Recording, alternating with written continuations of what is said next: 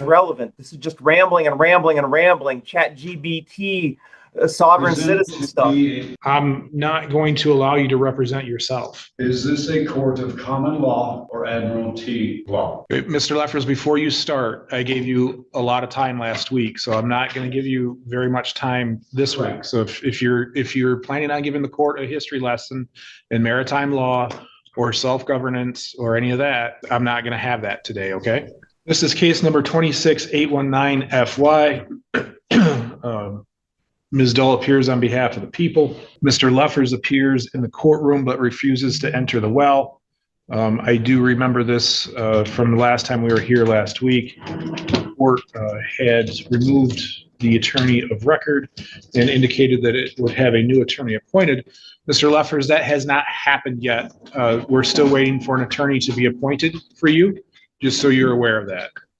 All right? Your Honor, is the court going to reset the probable cause conference to next week? We will, but it looks like Mr. Leffers is digging through some stuff here. What do you have, Mr. Leffers? Well, I should go through that. Mr. Leffers, before you start, I gave you a lot of time last week, so I'm not going to give you very much time this week. So if you're planning on giving the court a history lesson in maritime law or self-governance or any of that, I'm not going to have that today, okay? So I have to stand up for my rights, otherwise my rights are forfeited by my subjection, and I will not do that. Your Honor, are we on the public record? We are. Is this a court of common law or admiralty law? Mr. Leffers, I am not doing this today. I've already told you that. We're not going to go through this. I move the court to take judicial notice of your oath of office to the Michigan Constitution as ratified without subsequent amendments under the United States Constitution. What say you, sir? I addressed you last week about about the oath I took. I confirmed that you had a copy of my oath. I confirmed that. Thank you. Your Honor, moving forward, Article 3, Section 2, Clause 2 of the United States Constitution says that when a state is a party in a case involving a citizen, that state, the Supreme Court, has original jurisdiction. The state has a conflict of interest. You cannot unbiasedly represent yourself in the state. The state cannot be a victim. Also, we have been made aware that there is some judicial bonds that may have a monetary value, which clearly gives the state an interest in the outcome of the case, which once again is why Article 3, Section 2, Clause 2 of the Constitution exists. The state cannot prosecute this because it always going to rule in favor of itself. That's the laws. Also, discovery hasn't been met because I was never given a full accounting about the bond relationship and the accounting on the bid bonds, performance bonds, and I am not a 14th Amendment citizen. I am a Michiganian, state national. I have corrected my status. I have spent a year doing it. What do you mean by that? No, you tell me what you mean by that. I don't need you to look at paperwork. You said you corrected your status, so what do you mean by that? Upon finding out about jurisdictions, 14th Amendment citizen is bound by your jurisdiction, sir. I am not a 14th Amendment citizen. What are you? I'm an American state national. And what is that? That is a man or woman born to the state in the territories of the Confederation of the Republic that made up this wonderful place and all the rights and freedoms that we all have that have been abrogated through policy and procedures. So are you claiming you're a citizen of the Confederacy from after the American Revolution? And when I say the Confederacy, I mean after the American Revolution and before the U.S. Constitution. No, sir. This predates even that.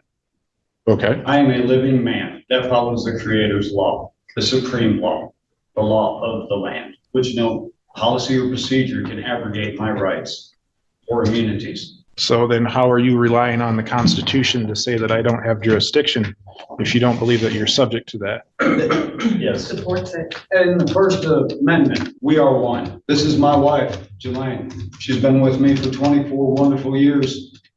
She has had my back. She has helped me grow and understand and overstand so many wonderful things. Constitution is set up to protect rights, and I have the right to use everything at my disposal. The Constitution is at my disposal, in addition to the supreme law of the land.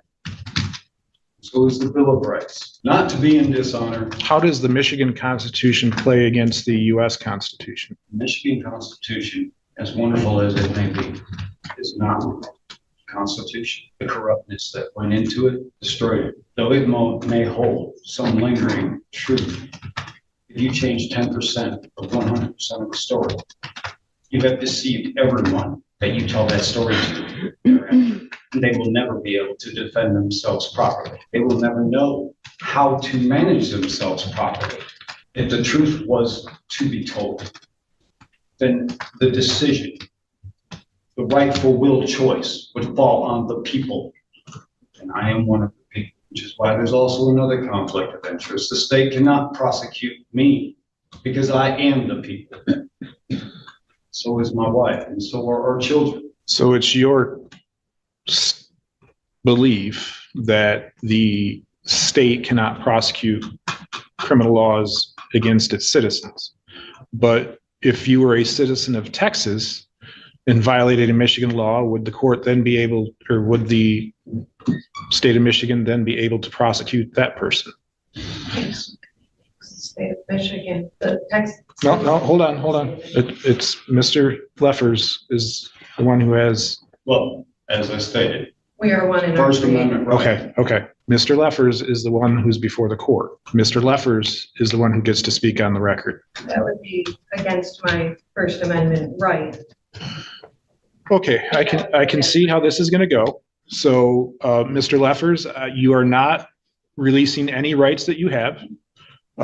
But we're going to reset this then for another probable cause conference next week. And hopefully by then we will have counsel appointed for you and you can discuss your issues with your appointed attorney. So I do not accept. Also, I am here on special. All right, Mr. Leffers, In the case. Mr. Leffers, you need to stop. All right. I need you to go out to the front window where you checked in and get a copy of your next court date because I'm not going to allow you to interrupt the business of the court. And as you can see, you're getting pretty close to that. I'm not saying that you're wrong. I'm not saying that you're right. I'm just saying, again, this is not the forum. That's not what we're here for today. There's a procedure to go through for motions to be filed and to be heard. And as I said, I've appointed counsel, even though that hasn't happened yet, to make sure that you are fully apprised of all the options, the way the court works, the way the laws interact with each other. And I highly encourage you to listen to that counsel, that attorney, once they're appointed. You're not the first one to have this situation before the court. You're not the first one to assert these rights. But there's a way that things work, and your grasp of it right now, I believe that you are mistaken in how the laws interact with each other and how the constitutions interact with each other, how jurisdiction works. So once again, I'm going to ask you to go out to the front window where you checked in. I understand you're not waiving any of your rights, but I'm going to ask you to go to the front window where you checked in and get your next court date. And then we will have, again, we will continue working on getting counsel appointed for you.